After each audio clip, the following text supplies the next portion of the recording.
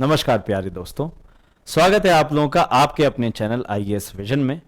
तो आज हम लोग जिस प्रेसिंग मुद्दे पे बात करने आए हैं, रूबरू हुए एक दूसरे से, वो है जो गवर्नमेंट ने नया अपना प्लान लॉन्च किया है, नेशनल मोनेटाइजेशन पाइपलाइन।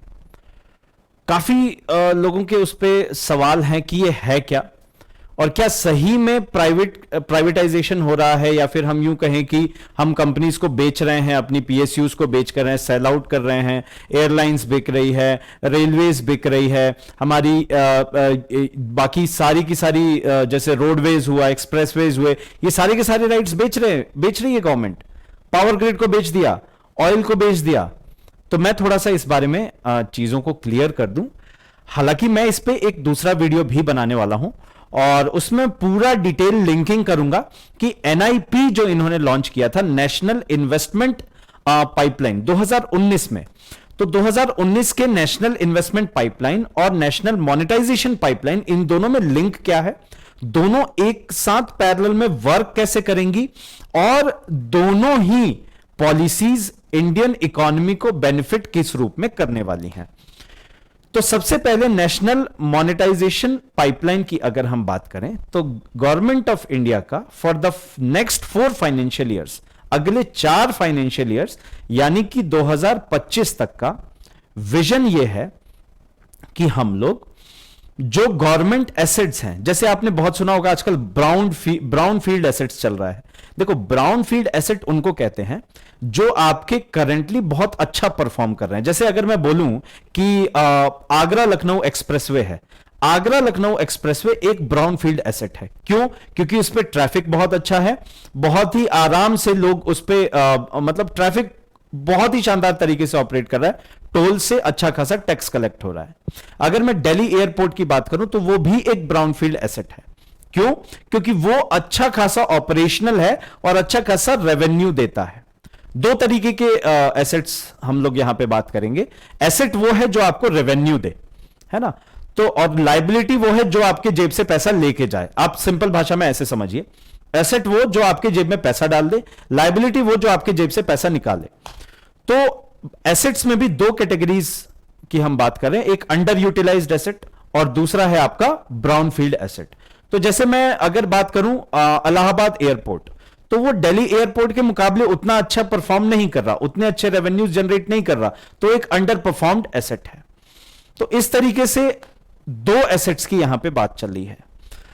इन 2 टाइप के एसेट्स को, दोनों ही एसेट्स हैं, इसको लीज पे देने का प्रोग्राम है।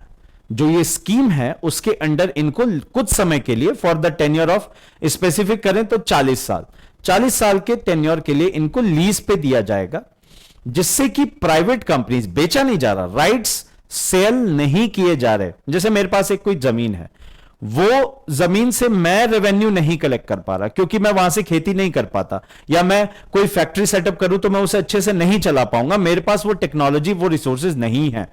तो मैंने क्या किया, मैंने उसको लीज पे दे दिया, अपफ्रंट मैंने पैसे ले लिए, और गवर्नमेंट ऑफ इंडिया का जो प्लान है वो 6 लाख करोड़ की फंडिंग यहां से निकालने का है, इन्वेस्टमेंट यहां से निकालने का है।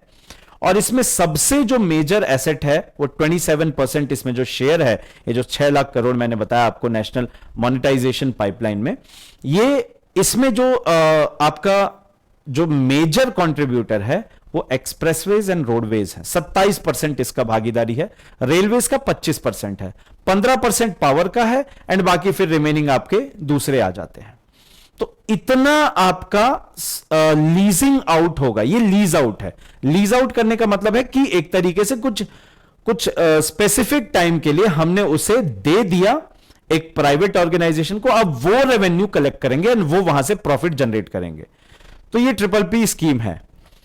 अच्छा, तो ये सेलिंग नहीं है। सबसे पहली बात तो ये सेलिंग नहीं है, कंप्लीट राइट्स की सेलिंग नहीं है। इसके लिए इन्वेस्टमेंट जाएगा वहां पे एंड वहां से पैसा गवर्नमेंट जनरेट करेगी। तो स्कीम ये है नटशेल में, आसान भाषा में। अब इसमें चैलेंजेस बहुत सारे हैं। चैलेंजेस जैसे अगर हम लोग रेलवेज की बात करें तो रेलवेज इतना जल्दी आप ये बोलिए कि इसमें मल्टीप्लेयर्स होंगे, ऑब्वियसली एक ही प्लेयर के पास में जाएगा नहीं, गवर्नमेंट को भी इस चीज का ध्यान रखना होगा, बिकॉज ऑक्शंस जो होने चाहिए फ्री एंड फेयर होने चाहिए, एंड एक ही प्राइवेट हाउस को ये फायदा हो ऐसा सही भी नहीं है, it is not democratic as well. So बहुत सारे जब प्लेयर्स होंगे तो कहीं ना कहीं इस चीज का जो मैनेजमेंट है कि कंट्रोल किसके अंडर में रहेगा, क्योंकि एक साथ जब लोग होंगे गवर्न करने के लिए तो उसका मैनेजमेंट डिफिकल्ट हो जाएगा, तो ये एक मैनेजमेंट की बहुत बड़ी प्रॉब्लम आने वाली है। दूसरा, हिस्टोरिकली अगर देखा जाए तो ऐसा नहीं है, जब हमने एलपीजी रिफॉर्म्स शुरू किए थे तभी से ये शुरुआत हो गई थी एक तरीके से प्राइवेटाइजेशन की, तो काफी कुछ गवर्नमेंट ने अपना लिबरल होके और अपने हाथ से दे दिया था।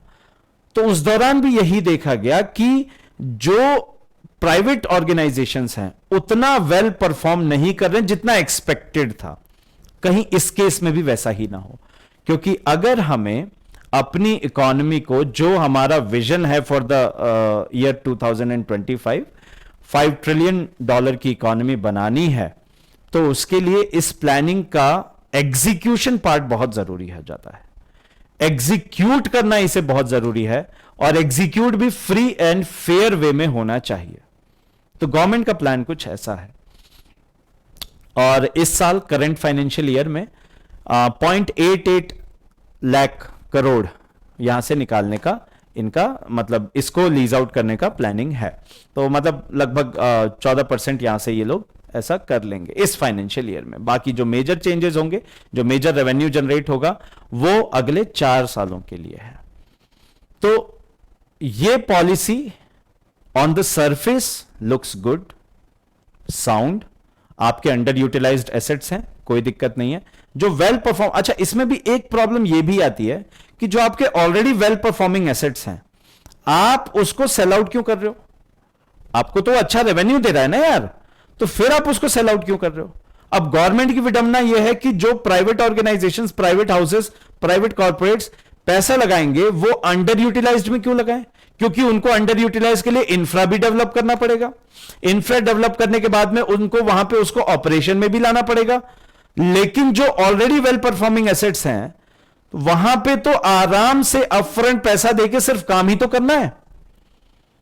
तो ये एक छोटा सा क्लैश और है, और ये सही, जो भी एक्टिविस्ट हैं, जो भी इस बारे में अपनी आवाज उठा रहे हैं, बिल्कुल सही है कि यार आप अपने वेल परफॉर्मिंग एसेट्स को क्यों लीज पे दे रहे हो? क्या वो आपको रेवेन्यू जनरेट करके नहीं दे रहे? रेवेन्यू जनरेट हो रहा है ना, ब्राउनफील्ड एसेट्स हैं आपके, अंडर परफॉर्मिंग एसेट्स हैं उनकी, लेकिन गवर्नमेंट का कहना है, और ये भी बात बिल्कुल सही है, कि अंडर परफॉर्मिंग एसेट्स को से उतना जितना हमने एक्सपेक्ट किया है क्या हम जनरेट कर पाएंगे? नहीं। तो ये डी इन्वेस्टमेंट नहीं है, ये सेलिंग ऑफ नहीं है, it is just a leasing procedure, leasing out procedure, तो इसको लीज पे दिया जा रहा है। बहरहाल इसका जो इंपैक्ट है ये दूरगामी है, इसका प्रभाव दूरगामी है और दूरगामी ही रहेगा, और उसके अलावा जो इसका बहुत ही सीवियर इंपैक्ट है वो एक कॉमन पर्सन की पॉकेट पे पड़ने वाला है, डेफिनेटली पड़ने वाला है। एक जो कॉमन व्यक्ति है, एक जो आम आदमी जिसे हम कहते हैं, उसके लिए चीजें कॉस्टली हो जाएंगी, बिकॉज जब प्राइवेट प्लेयर्स इसमें एंट्री मारेंगे, जब प्राइवेट प्लेयर्स इस गेम में आ जाएंगे, तो उनको अपने रेवेन्यू से थोड़ा सा ज्यादा प्यार रहेगा, और ऑब्वियसली गवर्नमेंट के अंडर में नहीं है, तो कहीं ना कहीं वो अपने प्रॉफिट को मैक्सिमाइज करने की कोशिश करेंगे, और उसमें उनका भी कोई मतलब गलती नहीं है, क्योंकि कोई भी उनकी जगह होता तो यही करता। तो इससे ओवरऑल इफेक्ट जो आएगा, इंपैक्ट जो आएगा, वो कॉमन मैन पे आएगा। लेकिन अब पॉलिसी है, और इसका एग्जीक्यूशन कैसा होता है देखना ये है, क्योंकि सबसे ज्यादा इंपॉर्टेंट है इसका एग्जीक्यूशन वाला पार्ट। अगर ये सफल रही तो भारत की इकोनॉमी को बहुत बड़ा बूस्ट मिलेगा, और लेकिन ये विफल हुई तो फिर वही बर्डन हमारे ऊपर आ जाएगा एज अ कॉमन पर्सन। खैर, NMP, national monetisation pipeline, and 2019 के वक्त नेशनल इन्वेस्टमेंट पाइपलाइन, इन दोनों में क्या रिलेशन है, दोनों टेंडम में, मतलब एक साथ में कैसे वर्क करेंगे, इस पे मैं एक सेपरेट वीडियो लाने वाला हूं, और आपको वो जान के भी अच्छा लगेगा, और काफी इकोनॉमी के बारे में आप जानेंगे। और करंट अफेयर्स का तो ये है ही एक अच्छा टॉपिक। तो ज़्यादा से ज़्यादा इस वीडियो को पसंद करें। अगर आप पसंद करते हैं तो फिर आप इसे लाइक ज़रूर करें, शेयर करें जितना हो सके, ताकि सब तक ये बात पता तो चले कि है क्या एक्चुअली मोनेटाइजेशन पाइपलाइन। और फिर मिलते हैं हम लोग नेक्स्ट में। और बाकी पॉलिटी सीरीज आपकी चल ही रही है, और भी मैं जो कल एक वीडियो लेके आने वाला हूं वो सबसे इंपॉर्टेंट कि तालिबानी पीपल कौन है और तालिबान की शुरुआत कैसी हुई और अफगानिस्तान में माहौल शुरुआत से के पूरी हिस्ट्री देखेंगे। सबको इंटरेस्ट भी है कि तालिबान है क्या, कहां से आया, क्या करता था, तो वो सब चीजें हम लोग जानेंगे। मिलते हैं। वीडियो को जरूर एकदम यूट्यूब की प्रथा को जारी रखिएगा, सब्सक्राइब जरूर कीजिएगा और लाइक जरूर कीजिएगा। धन्यवाद। जय हिंद।